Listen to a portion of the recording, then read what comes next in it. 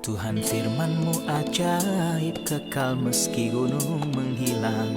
Tiada huruf yang gagal, tak terpatahkan siasat. Hidup seperti-Mu ya Allah, lebih dari emas. Aku bersaksi kitab-Mu, kitab yang suci. Mendengarkan firman-Mu, hibur hati yang luka. Terangilah langkahku kemanapun ku pergi. Biarkanlah firman-Mu berkuasa atasku. Ubahkanku, bebaskanku, ku mau menyenangkan-Mu. Aku mau menyenangkan-Mu. Salam jumpa pemirsa terkasih, saya menyambut Anda sekalian dimanapun Anda berada dalam episode yang terbaru, program studi harian kita Semua Kitab Suci. Dalam program ini kita mempelajari semua kitab di dalam Alkitab, dari Kejadian hingga Wahyu. Alkitab adalah kitab Allah yang hidup, sehingga ketika Anda membuka hati Anda untuk itu akan mengubah dan memperkaya hidup Anda. Dalam studi kita tentang kitab-kitab perjanjian lama, kita telah sampai di kitab Yeremia pasal 30 dan 31. Jika Anda ingin melihat episode-episode sebelumnya, Anda dapat menemukannya di situs kami www.semuakitabsuci.com. Sangat mudah mengunduhnya dan Anda dapat membuat perpustakaan Anda sendiri. Untuk memulai, izinkan saya untuk menyambut tamu kehormatan di studio, seorang hamba Tuhan, Saudara Yosef Riyad. Selamat datang, Saudara Yosef. Terima kasih, Saudara Riyad. Kami juga menyambut hadirin di studio, selamat datang. Kita akan segera memulai studi ini dalam beberapa saat, tetaplah bersama kami.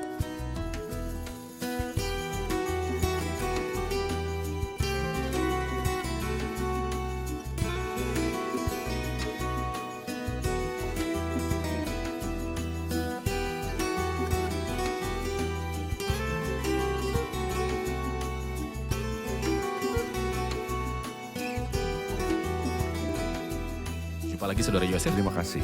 Kita sudah sampai di pasal 30 dari nubuat Yeremia. Apakah topiknya? Topik umum dari pasal ini adalah pemulihan Israel di masa depan. Tetapi sebelum berbicara secara rinci tentang restorasi, ia berbicara tentang masa kesusahan besar yang akan terjadi sebelum pemulihan terakhir mereka. Anda berkata bahwa pemulihan Israel akan terjadi di masa depan, yaitu setelah masa pengangkatan gereja. Ya, Banyak yang menuduh mereka yang berbicara tentang garis kenabian ini terlalu berlebihan membaca teks-teks ini. Artinya, mengapa tidak dikatakan, misalnya, pasal ini berbicara tentang memulihkan Israel hanya dari penawaran di Babel. Hanya itu. Mengapa gereja memiliki dimensi masa depan yang lain setelah pengangkatan gereja? nah Tuhan berkata, aku akan memulihkan keadaan umatku Israel dan Yehuda. Apakah kepulangan dari penawaran di Babel mencakup 10 suku yang mewakili Israel? Tentu tidak. Tentu tidak. Jadi perkataan ini tidak berbicara tentang apa yang terjadi di masa lalu.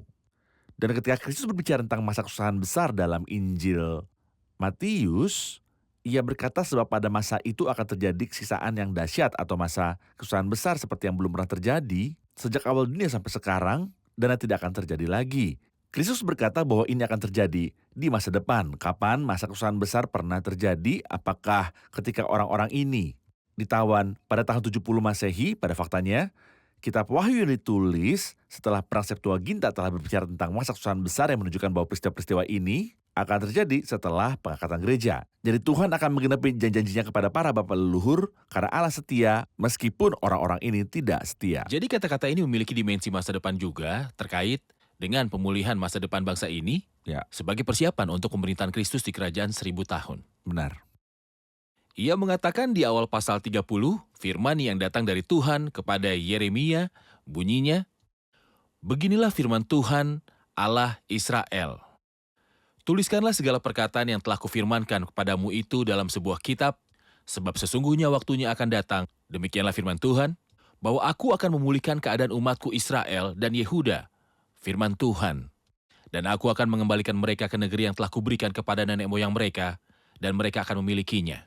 Pertanyaan saya, Saudara Yosef, mengapa ia memerintahkan dia untuk mengubah firman yang diucapkan menjadi firman yang tertulis? Bahkan firman yang tertulis dapat tersebar di seluruh dunia, tidak seperti firman yang diucapkan. Pertama, ketika Nabi mengucapkan firman, ia dapat menjangkau suatu kelompok terbatas di sekitarnya. Tetapi ketika ia menulis kitab itu, ada kemungkinan bahwa kitab itu mencapai seluruh ujung bumi. Kedua, mengenai firman yang diucapkan seseorang dapat menambah atau menghilangkannya saat ia menyampaikannya. Artinya firman yang diucapkan dapat sepenuhnya diubah menjadi cerita yang sama sekali berbeda dalam beberapa hari jika disampaikan oleh 10 atau 20 orang. Karena yang satu dapat menambahnya dan yang lain dapat menghilangkannya.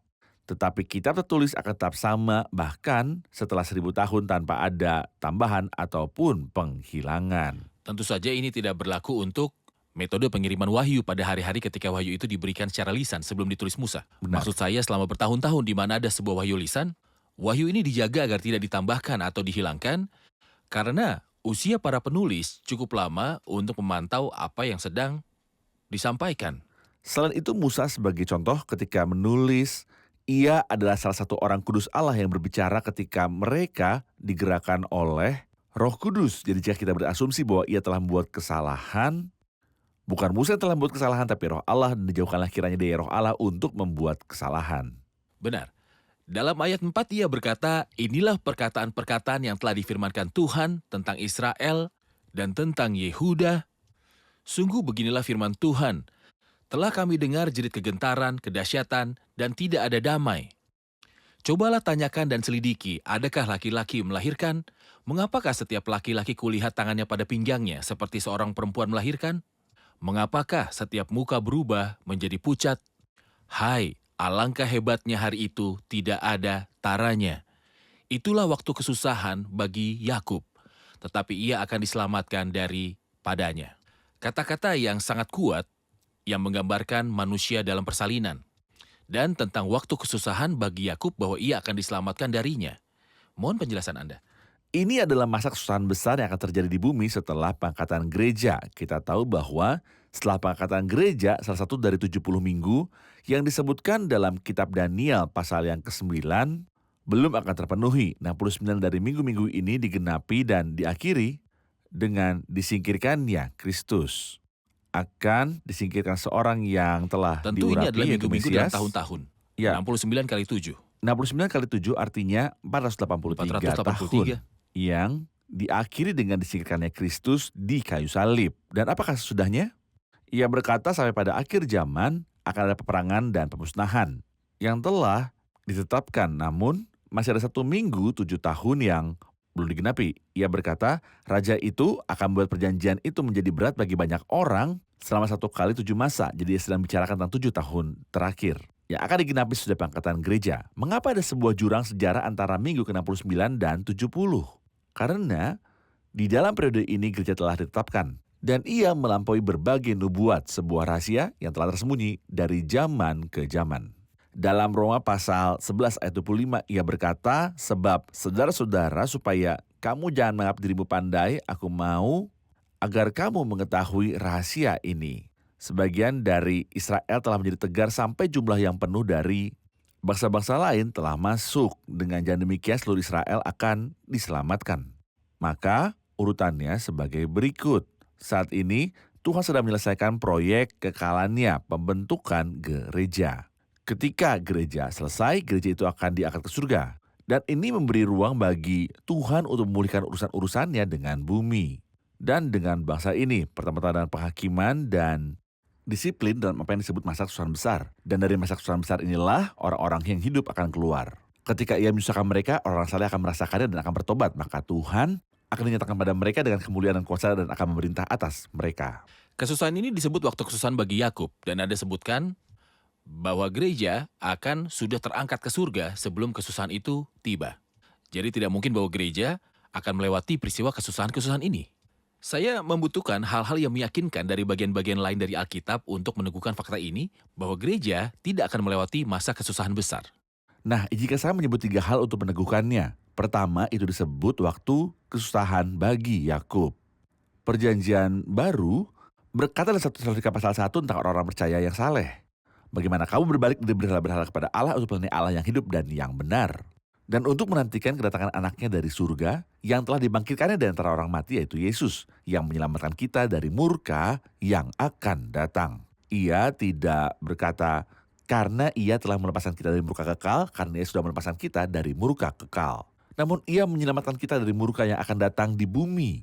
Hal lain dalam Wahyu 3 ketika kita baca, pesan Tuhan kepada jemaat di Philadelphia, karena engkau menuruti firman-Ku untuk tekun menantikan melindungi aku, engkau. maka aku akan melindungi engkau dari hari pencobaan yang akan datang seluruh dunia untuk mencobai mereka yang diam di bumi. Artinya ketika saat itu datang, kamu tidak akan ada di bumi karena aku akan melindungimu dari hari pencobaan yang akan datang atas seluruh dunia untuk mencobai mereka yang diam di bumi. Lagi pula, kitab Wahyu berbicara tentang periode gereja dalam pasal 2 dan 3, tapi mulai pasal 4, di mana masa kesusahan besar disebut. Kita tidak membaca tentang gereja sama sekali sampai kita mendekati akhir kitab Wahyu, di mana kita akan membaca mengenai gereja kembali. Gereja tidak akan berada di bumi di dalam periode 7 tahun. Sebagai contoh dalam perjanjian lama, Lot keluar dari Sodom, kemudian Sodom hancur. Kehancuran tidak terjadi ketika Lot berada di dalam Sodom. Dan gereja akan diangkat ke surga, lalu sebuah kesusahan besar akan terjadi di bumi. Waktu kesusahan Yakub. Dan beberapa orang juga menyamakan gereja dan grup orang saleh yang tersisa dengan Henoh dan Nuh. Ya, Henoh diangkat sebelum air bah datang, sementara Nuh telah melewati air bah dan dibebaskan darinya. ia dilindungi. Jadi Henoh mewakili gereja yang akan diangkat, sementara Nuh mewakili sekelompok orang saleh yang tersisa yang akan melewati kesusahan tetapi akan Sungguh diselamatkan. Alkitab luar biasa. Dengan bagian-bagian yang terintegrasi. Ya. Ketika kita mempelajari seluruh kitab dalam Alkitab, kita dapat memiliki sebuah gagasan yang jelas sekali di hadapan kita. Benar. Kita akan menyaksikan laporan, kemudian kembali untuk menjawab pertanyaan. Perlu disebutkan di sini bahwa 10 suku yang membentuk sebagian besar populasi bangsa itu, setelah dibagi menjadi 2 kerajaan, dibedakan dengan nama Kerajaan Israel. Sedangkan nama Yehuda diberikan kepada kerajaan kedua yang terdiri dari 2 suku, Yehuda dan Benyamin. Kita membaca di sini dengan jelas bahwa baik Israel maupun Yehuda, bukan Yehuda saja, akan dipulihkan ke tanah itu. Dan kepulangan sementara pada akhir 70 tahun bukanlah penggenapan isi nubuat ini. Karena ketika mereka kembali ke tanah leluhur mereka, mereka akan memilikinya. Yang tidak pernah terjadi dengan mereka yang kembali di bawah kepemimpinan Zerubabel. Karena keturunan mereka kembali tercerai-berai di antara bangsa-bangsa dan beberapa dari mereka masih tercerai-berai. Saat tiba waktunya, Tuhan telah menetapkan untuk melawat Sion. 12.000 dari setiap suku yang berjumlah 12 suku akan lepas dari tangan bangsa-bangsa.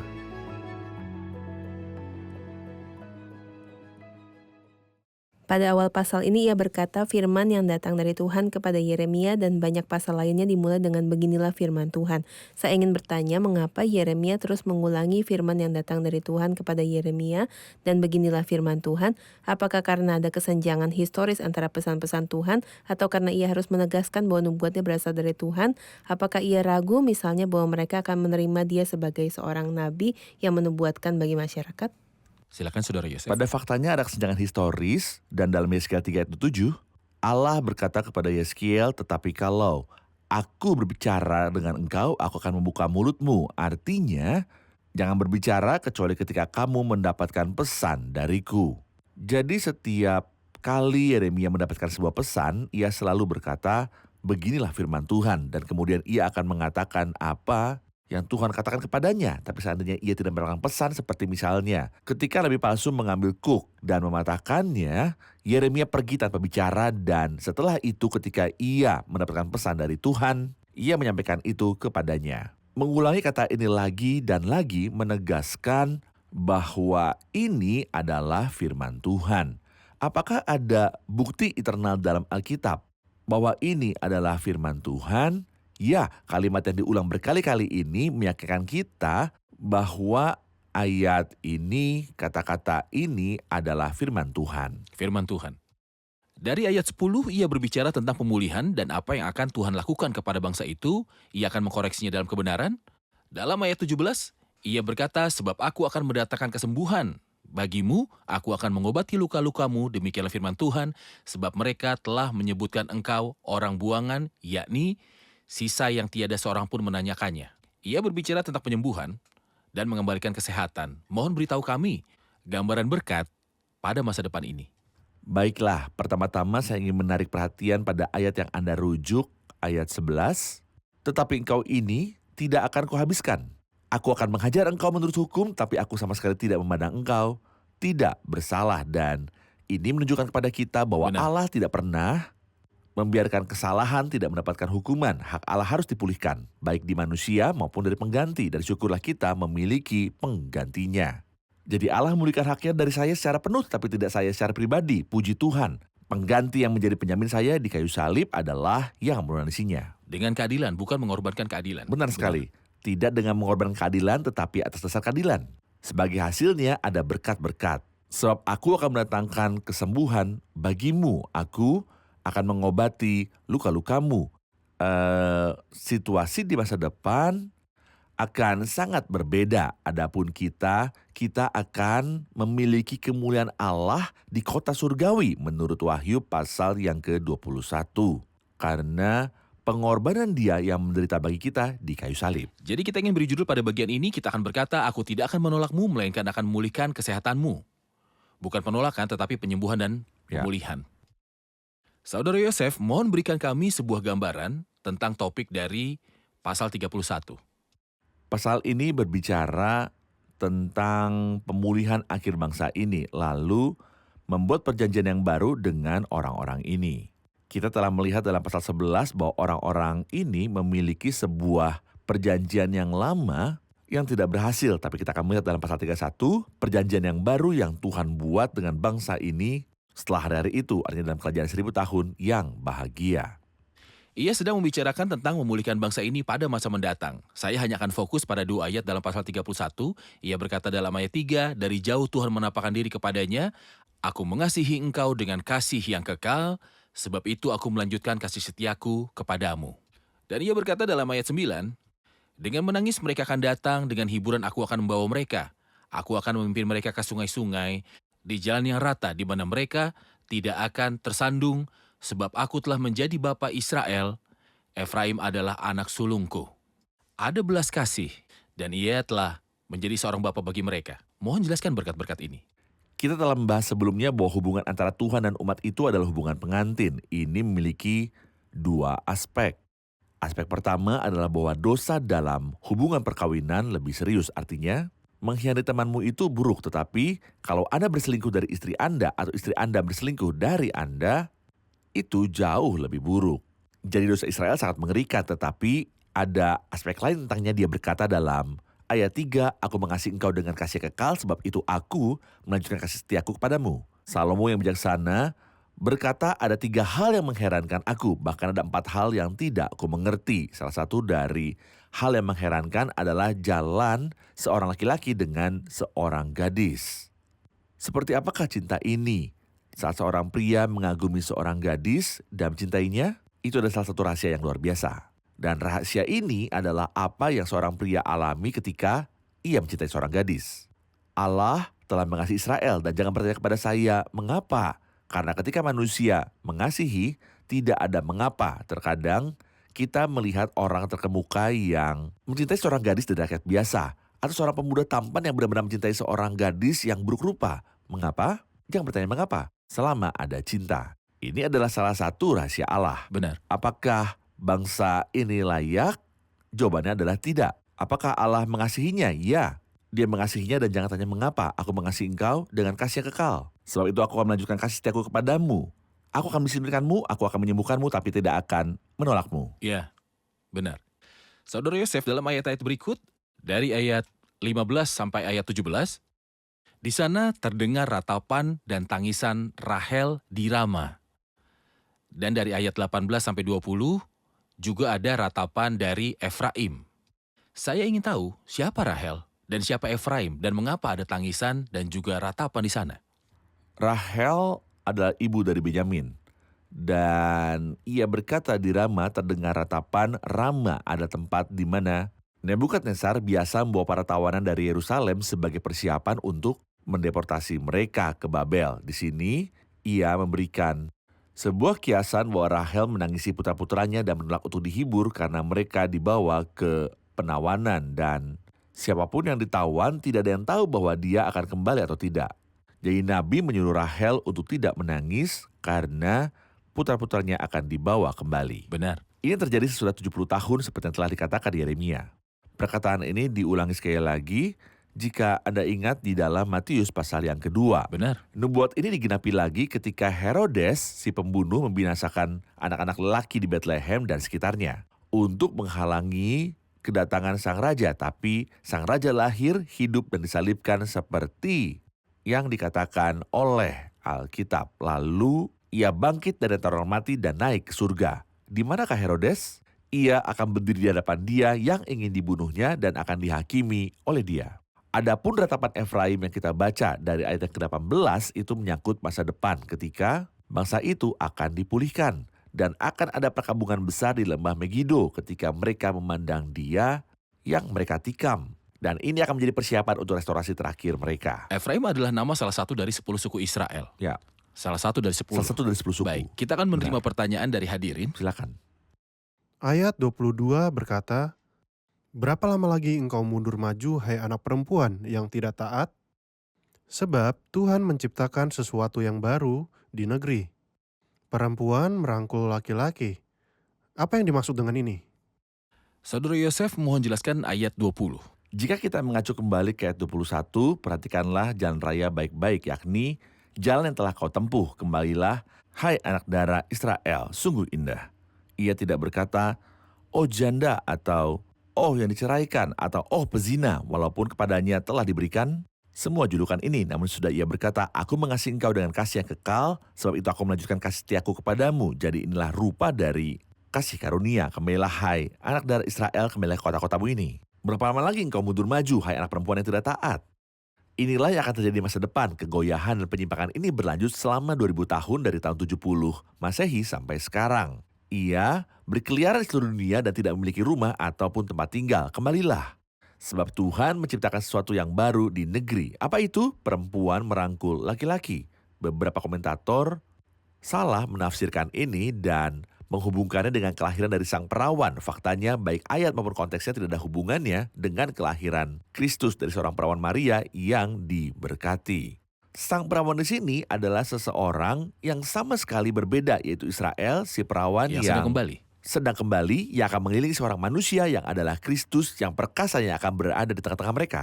Seperti yang dikatakan dalam Zefanya pasal 3. Tuhan Allahmu ada di antaramu sebagai pahlawan yang beri kemenangan. Mereka akan mengelilingi sosok perkasa ini dan ini akan menjadi sesuatu yang terjadinya baru-baru ini. Mereka tidak pernah keindahan seperti ini. Mengelilingi Kristus yang perkasa yang ada di tengah-tengah mereka, tetapi inilah yang akan terjadi di dalam hari-hari bahagia pemerintahan Kristus. Setelah masa kesusahan besar berakhir dan mereka memasuki sebuah hubungan dengan Tuhan, Mesias akan datang untuk memerintah pada zaman kerajaan 1000 tahun. Benar. Tuhan memberkati.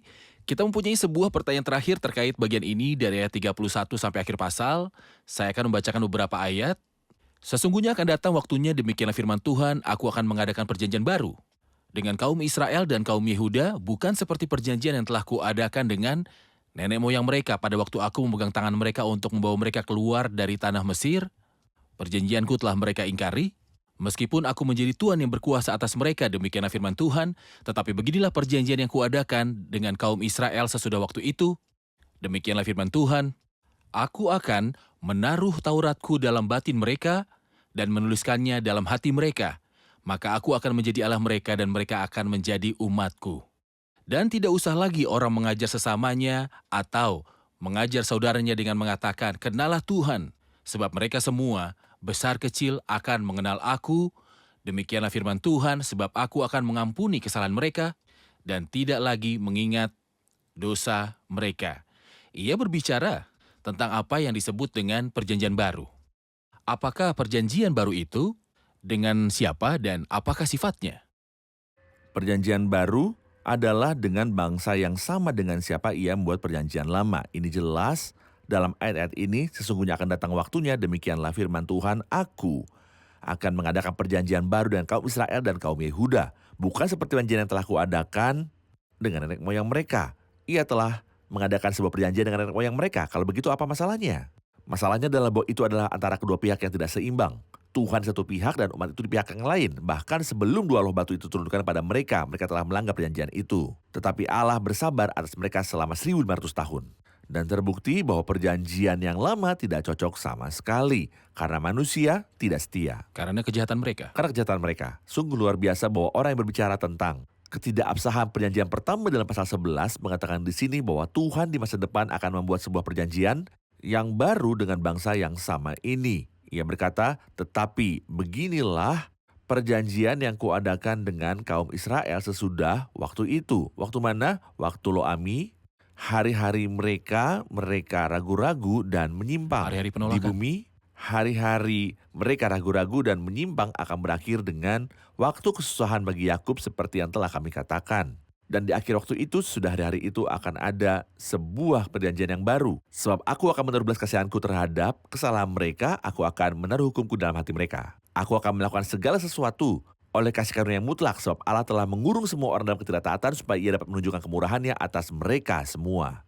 Oh, alangkah dalamnya kekayaan, hikmat, dan pengetahuan Allah. Sungguh tidak terselidiki keputusan-keputusannya dan sungguh tak terselami jalan-jalannya. Sebab siapakah yang mengetahui pikiran Tuhan atau siapakah yang pernah menjadi penasihatnya? Saya ingin bertanya, apakah gereja adalah sebuah pihak dalam perjanjian ini? Apakah gereja ada hubungannya dengan perjanjian yang baru? Apakah kita sekarang berada dalam perjanjian yang baru?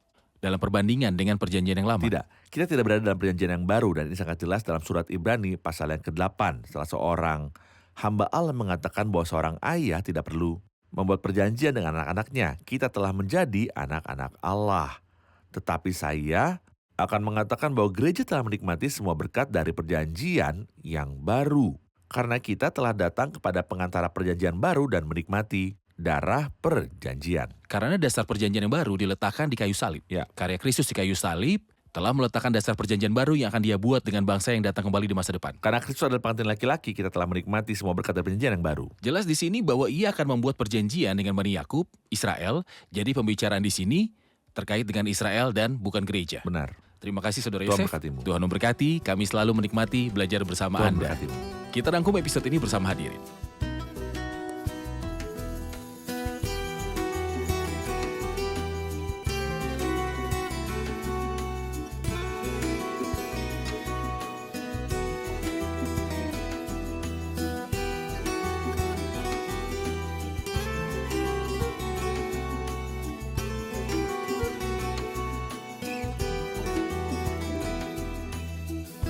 Pasal 30 berbicara dari ayat 10 tentang memulihkan umat ini setelah melewati masa kesusahan. Kami ingin tahu apakah kata-kata ini tentang memulihkan orang-orang dari penawanan atau apakah ada penerapan lainnya di masa depan.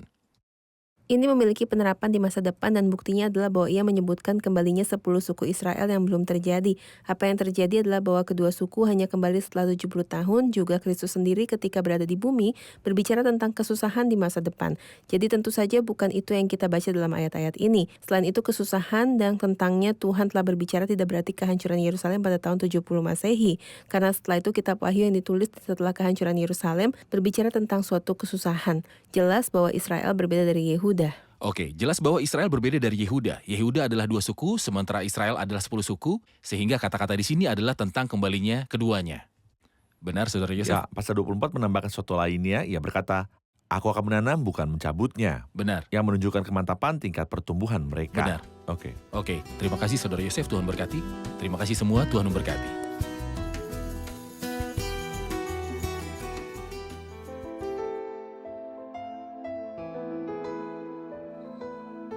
Tuhan firman-Mu ajaib, kekal meski gunung menghilang.